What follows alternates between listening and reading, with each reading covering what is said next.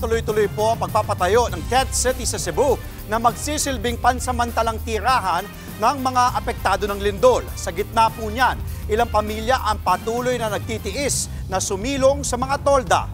Nasa frontline ng balitang yan si Jana Roa ng News 5 Visayas.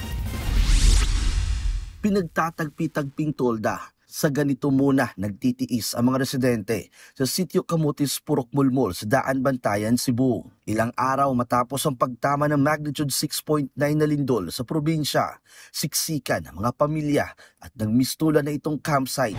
Sa Bugos City na epicenter ng lindol, nagtatayo na ng tent city, partikular sa Barangay Kugon. Bawat tent mayroong baniga, kumot, kulambo at lalagyan ng tubig.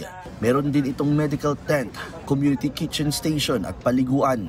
Ayon sa Philippine Red Cross at Department of Public Works and Highways, 50 pamilya ang nasa gilid ng kalsada ang prioridad na ma-relocate sa tent city sa ngayon.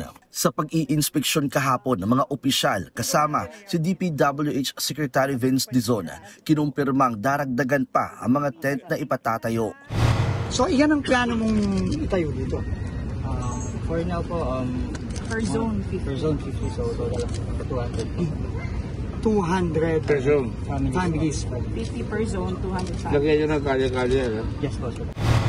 Bukod sa tirahan, problema rin ng mga residente ng Bugos City ang supply ng tubig at kuryente. Pero sinusolusyonan na raw yan. Sa ibang lugar na niyanig ng lindol, gaya ng San Remigio, plano ring tayuan at temporary shelter ang mga residenteng nawalan ng bahay. Pati sa Medellin, Cebu, tuloy-tuloy rin daw pagpapatayo ng tent city.